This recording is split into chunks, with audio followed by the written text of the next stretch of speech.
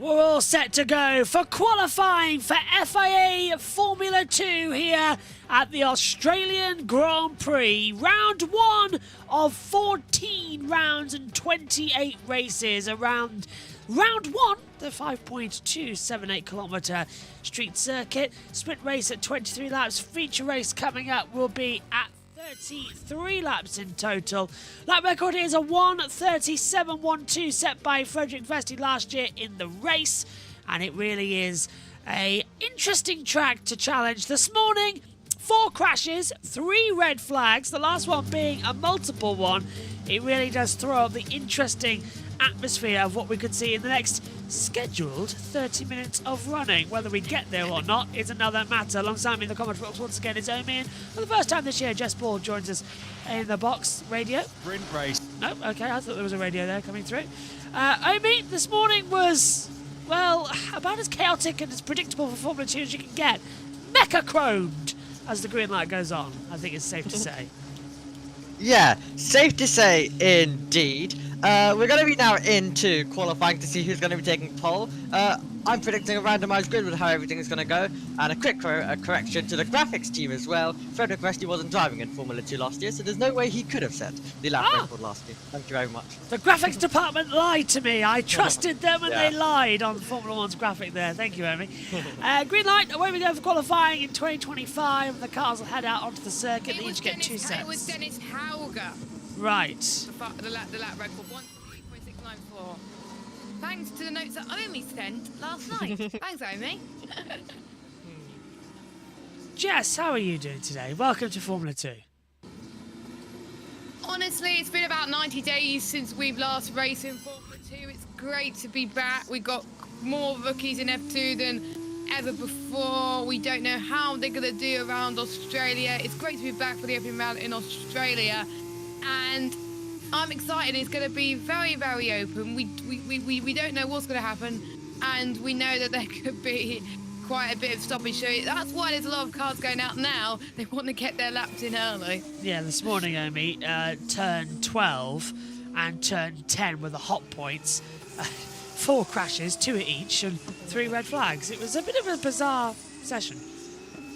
Yeah, a bit of a bizarre session. One of the, I'd say, most disruptive practice sessions you've seen. We're used to disruptive qualifying, but for practice to be that disruptive, it was quite wild and not what a lot of teams would have wanted at all. You have Dirksen and Kane Shields down at the AIX squad as they navigate their way through. The rest of them continuing to navigate their way through around the circuit on their out laps, of course, to get those tyres into temperature, and then they'll go attacking. And there was a qualifying, I remember, in 2023 at Zandvoort, where Jack Crawford managed to get pole as well, which was basically decided on run 1, just due to how much red flags there was after that. We could get a similar situation, so as Jess mentions, getting the first lap in, getting a banker lap in can be critical, and that could be the grid that we get for the races this weekend. Yeah, they're going to have to be very quick out here in order to get going as qualifying is underway. 27 minutes to go in it as they come on. We're on board with Luke Browning now, and very much the ultra soft tyre is going to be in use. The medium and ultra soft are the 2 tyre compounds. Super soft, JB, not ultra soft. Sorry, it's purple. It's making my head go all funny. As to what it should be. Yeah. So, and side by side that first corner, did they make it? I can't tell this angle because the camera got away. Yes, they did. As coming through, that's the danger, Josh, of them all going out at the same time. There's just a lot of traffic as well. We're watching a Formula 2 race. My ads are nearly running into the back. Cordial was in there too, and we've got one of the Primers coming up on the inside as well. I think that's Sebastian Montoya in the 9. It is. Omi, it's getting a mess out there, but this isn't even the build-up. This is just the build-up lap. This isn't even push lap yet. Yeah, they were behaving more when it came to Formula 3 qualifying earlier on. Now Formula 2 qualifying time, and it is all chaos out on the circuit as they might navigate it. Yeah, mate, where's the race here? They don't want to follow It's us. like a Formula 2, my race. friend. This is bad. Track temperature 36.6 degrees. Air temperature 22.7. They need to get this sorted, and it is a mess out there. It's I like was not expecting this.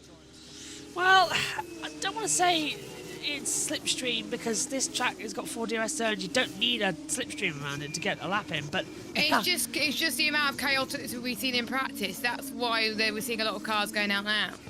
yeah, it is. Alexander Doon coming through then as well, and we've got lap. Done. We don't get a driver tracker in F2. It'd becoming very useful round about now if we did. Because it is getting crazy Not out even there. on Alchemine. It's Tag Heuer Systems. I know. Dirt's going to cross the line. Dirk's not, I have to say, has impressed me last season because he came from Fracker, didn't he? Just like Antonelli. Yeah. He picked up a few wins. We thought that his podium, I think, at one of the races at the beginning of last season was a one result wonder. Turns out he's been very consistent and he did very well. So I'm expecting good things with Dirksen this season. There it is. There Oh, it no. is. Yellow flag already. Now, who's binned it and where? I'm going to guess. It's not. It's Ollie Goethe, who has stopped on the Oh, track. so And he's spun Oh. it coming into the last Spun it. corner, and there's debris that's right bit there. damaged. There's got to be a red flag. There's got to be a red flag to get rid of the debris. We've gone green. Ollie Goethe has resumed, so let's hope that that debris, it's a winglet of some kind, can be Green flag. What? thrown off the circuit somewhere. But yeah, you're right, Jess. Oh, It should be a stoppage. And not what Gunther wanted after a moment in practice earlier on, but yes, Martin's going very nicely as well in the first and second sector. ART looked very strong when it came to pre-season testing, while AIX with Dirksen, as Jess mentioned, impressed quite a lot last year. Podium in Imola, a win in the Baku Sprint race, win in the most latest race in Formula 2, the Abu Dhabi Future race as well. As here we go across the line. First lap times then come through at speed and across. Dirksen goes top on a 1:31.480. Victor Martins 1:31.012. Crawford next across the line in a few moments. Alexander Doon goes third. Victor Mayata fourth. For sure fifth. Clan Shields goes up into fifth. Montoya second. Crawford across the line to second place. Gabriel Mini in that mini sector as well, looking quite quick. Browning up there to fifth. I like what I did there as well. I didn't even mean to. Here is Gabriel Mini over the line now. Cordeal goes ninth. Stanak's improving middle sector. Mini to second. 2/10 down. Martin's on top though. Nice. Nice stuff, Victor Martins. Looking to return back to form and looking to return back to the top. The driver predicted to be championship contender last season. Could it be this season? Hopefully with a better car underneath them and ART understanding these regulations a little bit more. Sky systems are glitching from the international feed for Formula 2, so something's interfering with the system. Here There's comes still debris on the track. What's going on? Red flag. Red flag. Ah. I think it's just outside the racing line, and race control don't want any more stoppages today at all. Take the major to get back in, so they're just going to leave it and try and get this done as quickly as possible. As Megatuniv, Goethe and Esterson are in the pit lane at the moment. For sure, up to 9th place. Yeah. This is the replay of how it happened, Omi. Yeah, absolutely. We're waiting for the Red Bull. Oh, he's going to get tagged around by the Trident coming in there, and that is going to be of Sammy Megatuniv. Is it Sammy Megatuniv? Esterson just crashed into Yeah, me it's out of nowhere. Esterson, not Megatuniv. Yeah, I was wondering if it was the 23, not the 22. It is the 23, it's Esterson. Here's the video. It just turned into me. The car is broken. The right front. Fantastic. Omi, I read that as Esterson's fault. Yeah. I think so. Came in very hot into turn number 13. So, yeah, not what he wants, And both Tridents have had an absolutely nightmare so far in testing, and also it continues here as well. Goodness me, it's all going wild and well. We were expecting contact. It happened, guys. Yeah, and I think as well, I mean, you should just explain why trying to have such a bad time of it. We've got 10 place grid penalties coming for 6 different drivers in this field. Yeah, absolutely. Crawford, Maney, Cordeal, Dunn, Esterson, and Mega Tunif as well. So Trident, all of those teams possibly could have gained some.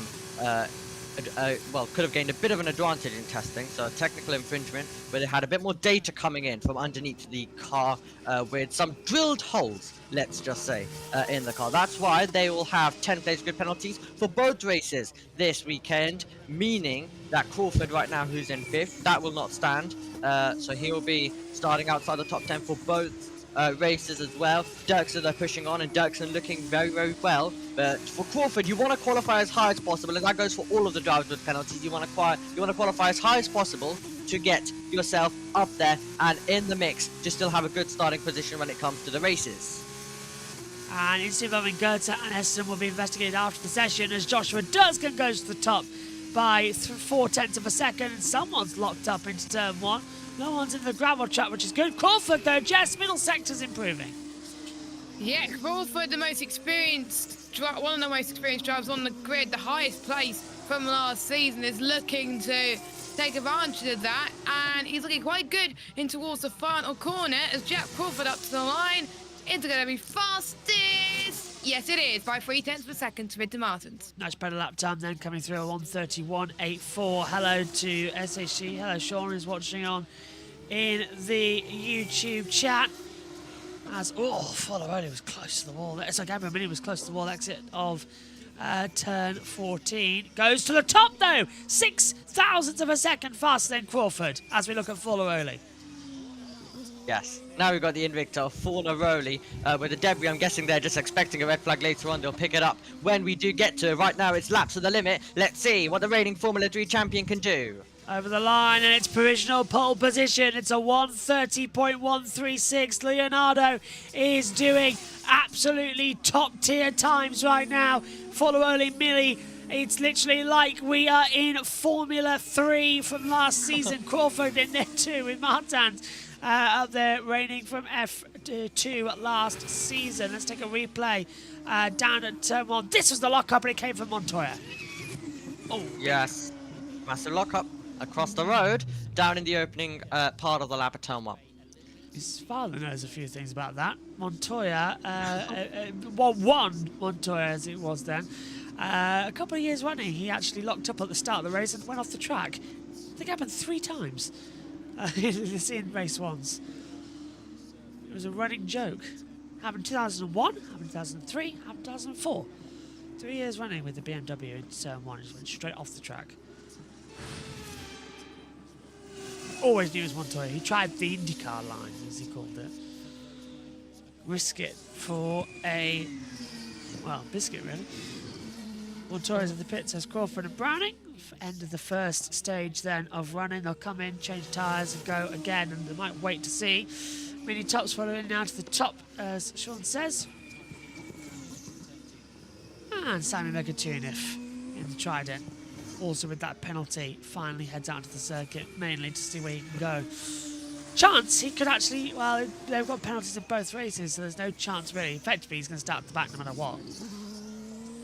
Yeah, absolutely. There's not going to be a race where he starts near the front of the field. If he does qualify first, he can get possibly an 11th, and then for the other race, all the way sent down to 20th. There's going to be a pretty horrid weekend, so you basically need the ART pace from the 2023 early part of the season, where they were taking pole by about 7/10, and they just had a dominant car to pass everyone at will in the opening few races as well. That's what you need. That's what Victor Martins will be hoping for as he comes round slowly to the end of this lap. But yes, Fornaroli ahead of Mini, our top 2 from the Formula 3 Championship last year. Now looking to impress here in Formula 2, and could they also be our contenders this year? Who knows, as we still have drivers attacking, drivers pushing on. Miata goes to 15th, Megatunif still pushing on. Doonan goes into 9th position as well. Megatunif now circulating, and Follow-Only fastest first sector, Jess. Yeah, Fornaroli, of course, F3 champion, looking to do what Bortoletto, Piastri and Russell have done, win back-to-back. Well, I think as many Piastri and Bortoletto, to be fair. Yeah. Rookie F2 and F3 champions as well. Didn't one more Pablo Montoya cause the 5-car crash in Indianapolis back in 2006? I thought it was Scott Speed that triggered all that off. Montoya was involved though. I remember that. I'll have to look back. Scott Speed did get involved actually, yeah. Heidfeld was involved too. Heidfeld went rolling. Megatunov stays 13th fastest then on a 1:31.077. Fornaroli going even quicker, increasing his advantage to over 2 tenths. And you had last year Gabriel Bortoletto arrived from Trident as the reigning Formula 3 champion, became the Formula 2 champion with an Invicta. Fornaroli arriving as the Formula 3 champion from Trident, now into Invicta. Can he follow the same feat and with the same 2 teams take the titles in consecutive years? It's still early on, but these early races definitely can go sometimes a long way in deciding championships. It's immediately to get nice and ready up and early in this championship, which Arvid Lindblad, we're expecting a vice from him at some point to the top, where he then can get, when he can get consistent, it can be a double in Formula 3, which has 30 cars, which was unbelievable last year at Silverstone. So you can then start to see other drivers arrive on the scene at the front. So it's important to get going nice and early to get your point in early in case you get late competitors. Let's have a word with Arvid Lindblad then and see what he makes of it all coming in to Formula 2 this season. And of course he wants to have that of a super license coming in as well. I think we're going to hear from him shortly. I'll wait to see if that happens. See Arvid Lindblad doing just that. He's jumped up into Formula 2 this season after a very impressive Formula 3 campaign. Formula 2 providing 4 drivers into Formula 1 this season. Arvid Lindblad will no doubt have his eyes set on that, and we spoke to him about Formula 2 being a feeder series into Formula 1. Obviously, I mean, it's amazing for the championship. I mean, that's the objective of the championship, to promote drivers to Formula 1. And yeah, full credit to everyone at F2 and F3 because yeah, I think that's sort of the pathway to Formula 1. And I think it's also really good to show that the level of F2 at the moment is high. So yeah, I think it's good for all of us because there's that awareness at the moment in Formula 1 that the level is high in F2. So I think, yeah, good performances in F2 gives an even bigger chance of going to Formula 1 than maybe previous years. But yeah, that's all very easy said and done here now. I'm just focused on trying to go out on track and do as best I can, and yeah, see what happens. Knew that was coming. Yeah, the timing board gets taken away. Yep. When we need it. When we stare at someone, when we stare at a driver, we can immediately tell when the leaderboard goes. We're looking to Sami Megatunov. Now the leaderboard should come back very shortly, but he's the driver that's currently in P14. But of course, as you mentioned, has that 10th place grid penalty for both races. And if you do start in a position like 11th, 12th, 13th, 14th, you start there for both races usually as well. So Sami Megatunov basically finds himself at the back as it stands for both races. Oh, and it could be worse because he's now been noted for failing to follow the race director's instructions for crossing the line of pit entry.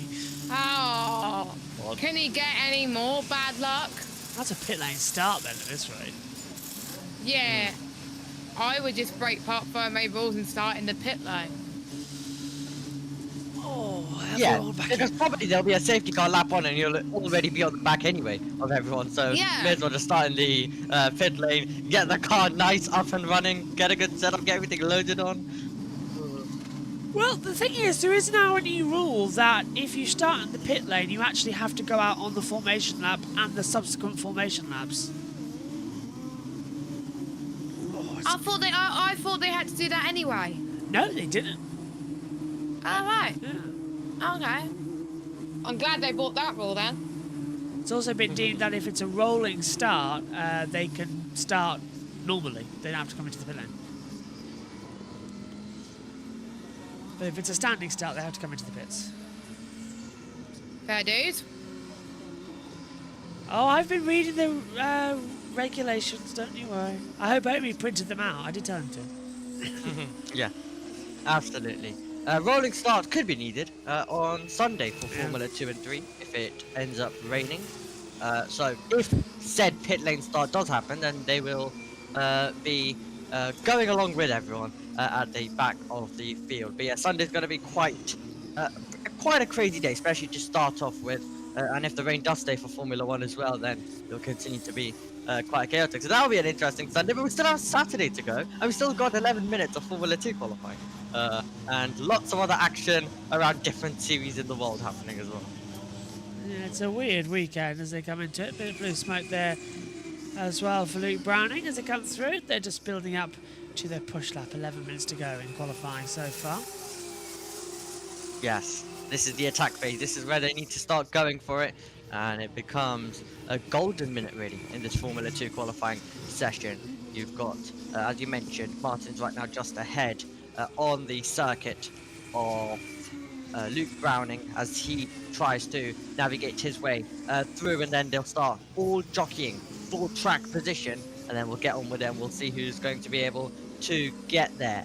Right now, Goethe will be looking to try and get a lap time on the board. Montoya will definitely want to be higher. So will Lindblad, Miata, loads are regarding him for a comeback this year in the championship. So there's so many drivers all scattered everywhere who we would have expected at the front. But this is Formula 2. It always changes, and it all changes very quickly. Does indeed. 10 minutes to go then here in Australia for F2's qualifying session for the opening round of the season. Forlaroli, Mini, Crawford, Martins and Richard Rashaw have the top 5 at the moment. This is a replay. Oh, and members in the pit lane and the fast lane, and cars coming out very much unsafely, including that of, well, who was that in one of the Toyota liveries out there? Yeah, Rita Mayata it would be. And this is Mini getting a push from Prema. Yeah, and I noticed one of the Red Bulls had to back off. I can't tell which one it was on that. So I'm looking forward to taking these shoes off. My ankles need to click. That's why I'm sat down at the moment. Goethe is good sector 1 and good sector 2. I get 5 hours rest for MotoGP. Hey. Great. It's Goethe. Goethe's pushing on as well. Personal best in the first 2 sectors. He needs it, considering he's not got a proper time on the board. Let's see, out of the 14th and final corner, where is Oliver Goethe going to be able to go with DRS wide open? You can do that 4 times around a lap around this circuit, and he's still going to be in 21st, but he's got that to 2.5 seconds, so if he can improve by a couple more hundreds, he could get himself ahead of Kane Shields. Where is 20th on a 132? 4.67 is his lap time for Kane Shields. Yes. I feel sorry for Max to not being able to set a lap time in. It was his fault, but opening race of the year, now he can start right at the back. Not the greatest. Nope. Yep, he'll secure himself absolutely at the back with already his penalty that he had as well. But yeah, as I mentioned, the person who I do feel most bad for is Amri Cordial, considering he wasn't even in testing, and he's actually the one having to serve all the penalties. So he's got no information. He's coming into this blind as Luke Browning up by 4 thousandths of a second. This is now the circuit getting better. Everyone else will need to respond. This is now when Formula 2 qualifying starts to get very interesting with cars attacking this Albert Park Street circuit. Yeah, the rules should have allowed Cordial not to have to serve that penalty, but it's the team and the car, I suppose. It's their rules as Browning's up by 24 thousandths of a second on Forlaroli as he comes out of 9 and 10. It's a nice slipstream so far. Sector It 2 is. Yeah, what is it, 20? Will we see that in Formula 1 later? That's what I like to know. It'll be a bit trickier, isn't it? They've got to get in the right swing of it. At least this time the FG guys haven't thrown it into the wall. I wonder. Oh, you jinxed it now, JB. I wonder I seriously wonder if we've had talking to by the race director. Browning over the line. Fourth only, did not go fastest. Look at Victor Martins though in that middle sector. He's looking quite strong. Bogdanovic 11th. Martins to the top. Wow, 129.523. Oh dear, there's the yellow flag. Yeah, all done to you. Here's Jack Well done, Crawford. Can he get the lap time in before that then? Yes, Crawford second. Well done, JB. That was your first commentator's curse of the season. Oh no, I've already done it. Oh, it's a spin and it's round the outside for Gabriel. Goes round. Koshmini. Yeah, Keep going. Come on. Turn the car around. Green flag, track clear. Oh, thank God for that. Mini third, but that lap time will get cancelled for being under a yellow flag. Yeah. There's the green flag. So Mini will have that lap time deleted for Crawford setting under yellow. P2, 6/100 slower than Barton's. Oh, is Crawford's going to be deleted because yes, he was past that sector, but new rule for 2025 is that if you are in that sector, you get your lap time deleted because of the yellow flag. It's the same rule as MotoGP. Even if you pass the yellow flag, if it's in the same sector, yeah, it will get deleted. Okay. So I wonder if Crawford might have his lap time deleted for yellow flag. We'll see how that goes. Although we're seeing a lot more drivers locking up and running off the circuit. Oh, that's Montoya. Well off. That's not turn 9. That's turn 4. Yeah. They are not going round. Heading into turn 5. Was that a graphical error or did I make a mistake? No, it was a graphical error. I can't remember. I can't remember if I said something. That's how tired I am right now. No, you didn't say the turns. I was just looking at the graphics saying it was turn 9 in the replay. I was like, no, it's not. I've gone so tired. I'm coasting for the next 5 minutes. Fair dude. Oh yeah, the Vesti error as well. I noticed that was there in practice. I didn't say anything. I gave them a chance to fix it, but they still didn't fix it in this session. So we'll see whether that continues for the rest of the weekend. Well, JB, for the sprint race, make sure you mention Dennis Hauger, not Vesti. I'll write it and stick it on a post-it note in the commentary box. Fair dude. Lovely. You never know, they might fix it before tomorrow. Well, yeah, it is tomorrow because it'll be at midnight. Yeah. Ish. Just having a look. Lap record is a 1:28.694 set by Dennis Hauger last year. Pole position is a 1:28.694 as well. So the lap record and the pole time are the same. Frederick Vesti's time, I believe, is from 2023 as the race time. So not the... I think they have the race time there. I think that's probably why. Yeah, it's the race time for Frederick Vesti in 2023, but they've just got the wrong year. Yeah. Yeah. So I think Hauger's So got... as long as they get the year right, then that's all good. Hauger's... Yeah, that's what I'm mainly referring to, because he wasn't driving in 2024. Yeah. Can't be that case. Because Hauger's got the pole position record, but the race lap record belongs to Vesti. But yeah, they've got the wrong year. Yeah. Here's Bogdanovic. Yeah. Talking about Hauger's pole record, he was the driver who took pole by 3/10 to Kimi Antonelli here last year. Let's see who's going to be on pole this year as Bogdanovic comes across the line. Oh, that's Browning. That was bad TV direction. Wow. There we go.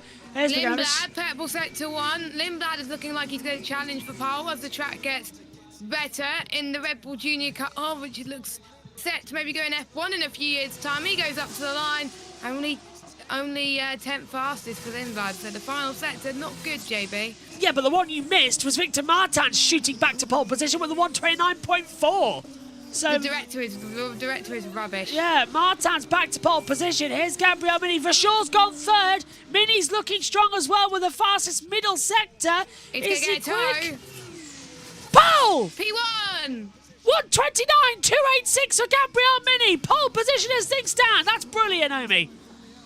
Absolutely brilliant from a driver who's being predicted by loads to be this year's F2 champion, and he's immediately delivering at the front of the field. Dirksen to 9th, You need to be inside the top 10 to get the advantage for tomorrow's reverse grid. That's going to be critical. It currently belongs to Leonardo Fornaroli. If you're outside of it, you need to do absolutely everything to try get in. But Gabriele Mini, absolutely brilliant as Megatunov goes 14th. Mini delivering right at the end. This is more like it for the racing, but we're going to have one more flying lap. Everyone's going to back off on now and then push to the end.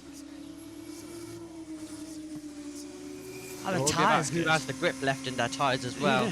We have seen sometimes they can get away from the drivers if they do try and push on at the end, but Victor Martins will need absolutely everything at the end if he wants to now snatch it back away for ART and put themselves back at the front of the field. Replay. Lock up. And debris run. Oh. They touched the debris. Look, just look at the replay. Yeah. Bang. That should At least I got the turn number right this time. Should have been removed, that debris from turn 13. Yeah, that's what I thought. I'm like, why?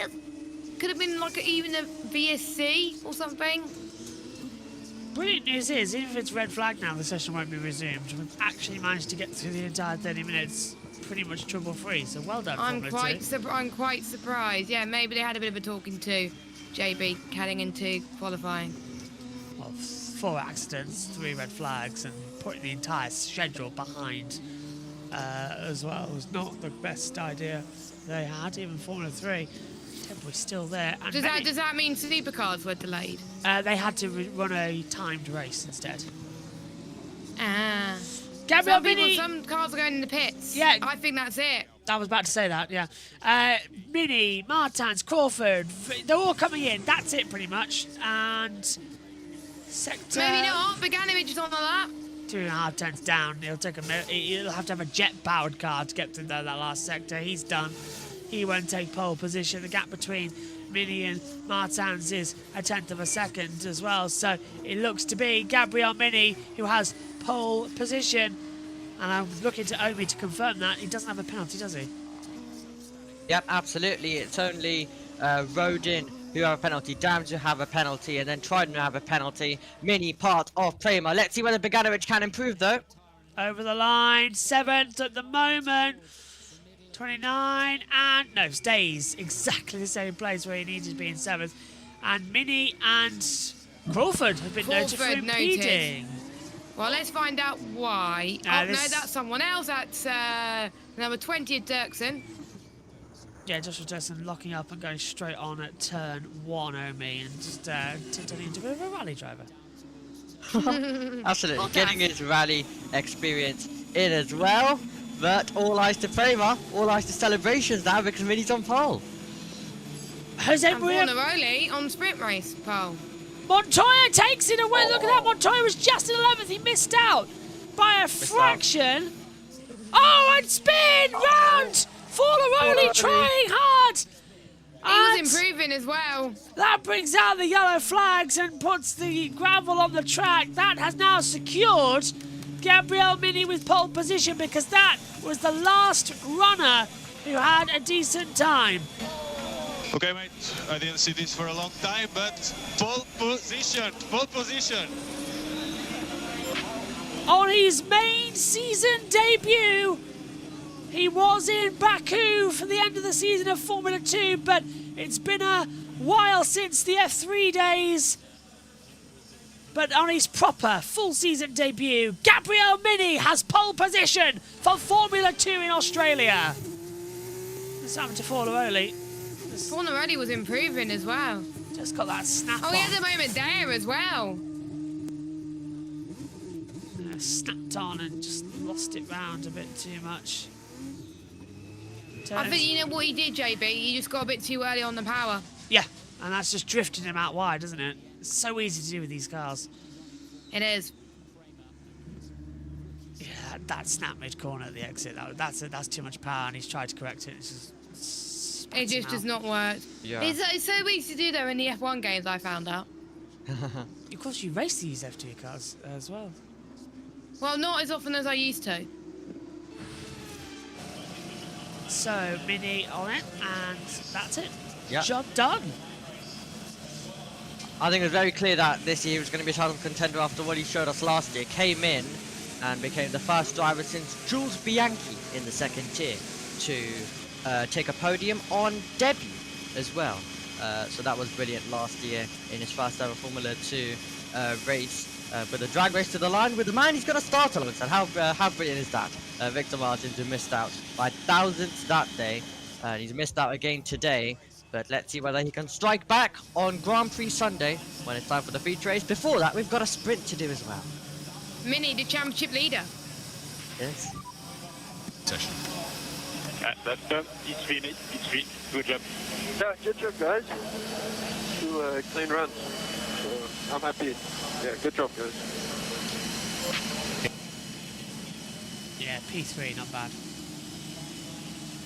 We'll all head back to the main pit lane then. So that's it. Day 1 wrapped up of Australia.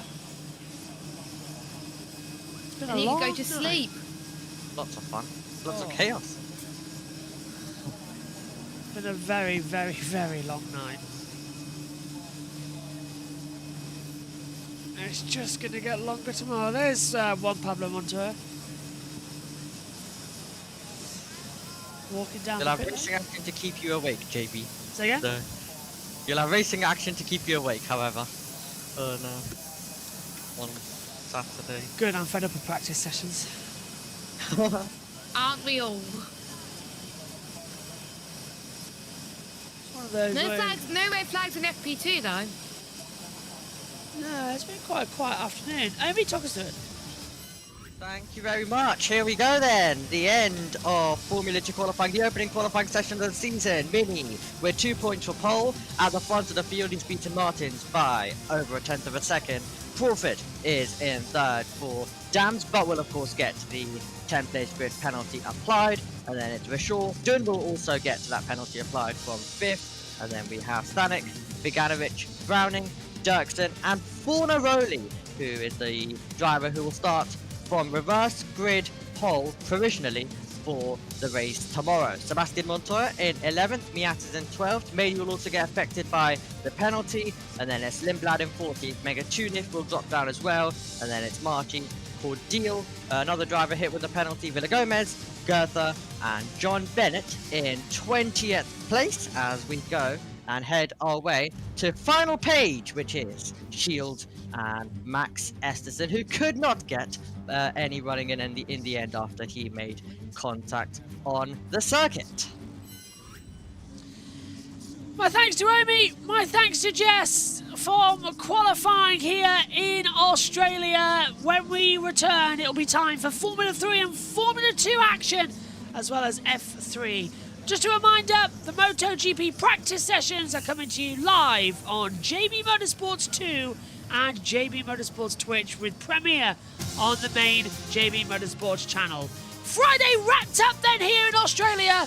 We'll see you tomorrow for the first race day of 2025. Take care. Bye-bye.